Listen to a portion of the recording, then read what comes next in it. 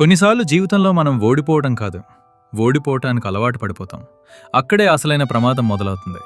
మొదట్లో ఏదైనా కోల్పోయినప్పుడు గుండె అల్లాడిపోయేది, నొప్పి తెలిసేది, ఏడవాలనిపించేది. కానీ కాలక్రమేణా ఆ బాధే ఒక అలవాటుగా మారిపోయింది. మనం దేనినైనా కోల్పోయినప్పుడు బాధపడటం ఆపేస్తే అర్థం ఏంటి?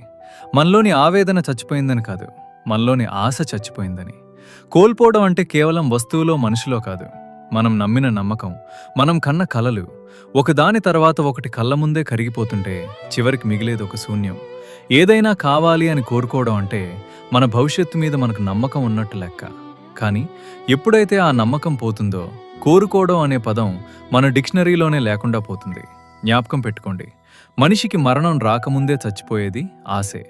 ఓడిపోవడం తప్పు కాదు, కానీ ఓడిపోవడాన్ని ప్రేమించడం మొదలు పెడితే బ్రతికి ఉండి కూడా చచ్చిన శవంతో సమానం.